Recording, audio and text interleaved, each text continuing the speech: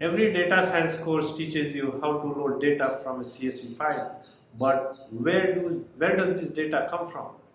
Here with me I have a microcontroller chip, and this chip can record sensor data, it can read voltages, and it can send numbers to Python real time live.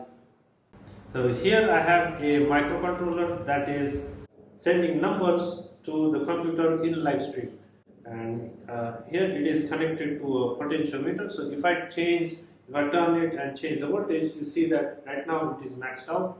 If I turn it to a lower value, we can see that the values will change. As you can see now, the bars have gone down. They are almost halfway there, because the potentiometer right now is sending 1.5 volts.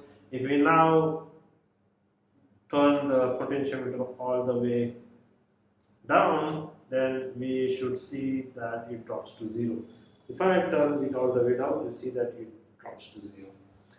And that's what we are going to learn, how to make hardware talk with the Python code.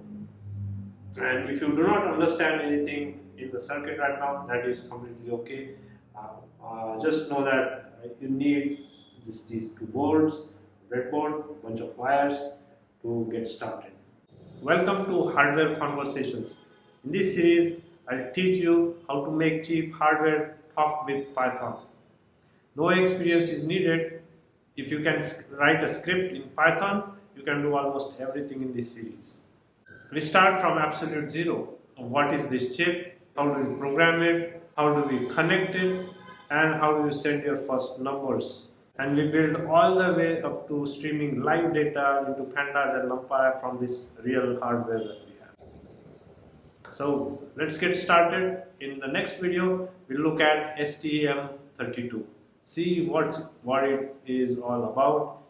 Episode -2 starts right now. What is STM32 and why should you care? Subscribe so you don't miss a single episode. Let's go!